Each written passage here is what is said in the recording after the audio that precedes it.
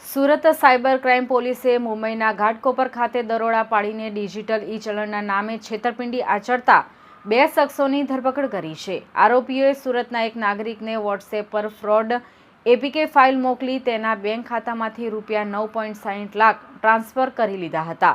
ઝડપાયેલા આરોપીઓમાં બીએસસીનો વિદ્યાર્થી વૈષ્ણવ સંજય દાગડ અને રિક્ષા ચાલક નિલેશ રત્નાકર કલંબેનો સમાવેશ થાય છે।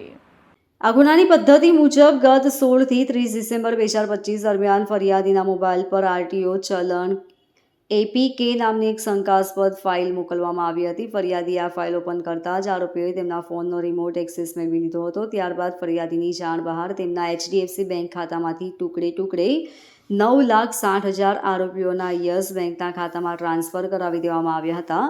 સુરત સાયબર ક્રાઇમ સેલે ટેકનિકલ સર્વેલન્સના આધારે તપાસ કરતા કૌભાંડ છેડા મુંબઈના ઘાટકોપર સુધી લંબાયા હતા।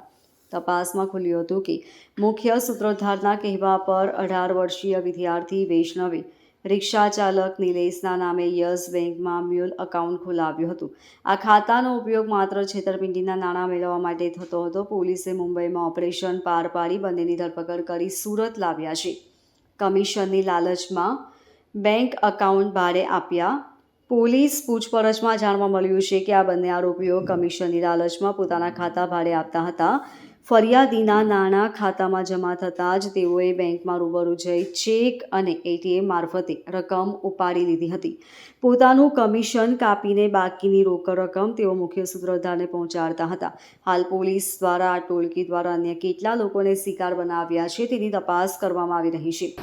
ઓનલાઈન આરટીઓ એપીકે ફાઇલ મોકલી આ નાગરિકો સાથે છેતરપિંડી કરનાર જામતારા ગેંગની બે આરોપીઓને સુરત સાયબર ક્રાઇમ સેલ દ્વારા મુંબઈ ઘાટકોપર ઈસ્ટ વેસ્ટથી ઝડપી પાડવામાં આવ્યું છે।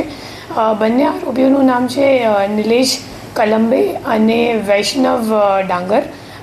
જે નિલેશ કલંબે છે એ પોતે રિક્ષા ડ્રાઈવર છે અને જે વૈષ્ણવ ડાંગર છે એ 18 વર્ષનો છોકરો છે જે હાલ અભ્યાસ કરે છે અને નિલેશના છોકરાનું ભાઈબંધ છે અને એ લોકોએ ભેગા મળીને પોતાનું અકાઉન્ટ ખોલાવીને પછી જે નાસ્તો કરતો આરોપી અલી જે જાતે જામધારાનું છે તો એમને એ લોકોએ પોતાનું અકાઉન્ટ આપી અને ફરિયાદી સાથે જે 9,60,000 રૂપિયાની છેતરપિંડી થઈ હતી એ તમામ અમાઉન્ટ પોતાના અકાઉન્ટમાં લઈને એમને વિથડ્રો કરીને અલીને આપી દીધું અને પોતાનું કમિશન 40,000 જેટલા કમિશન એ લોકોએ બંને રાખીને પછી અલીને તમામ રોકડ આપીને આ કાંડ કર્યું છે।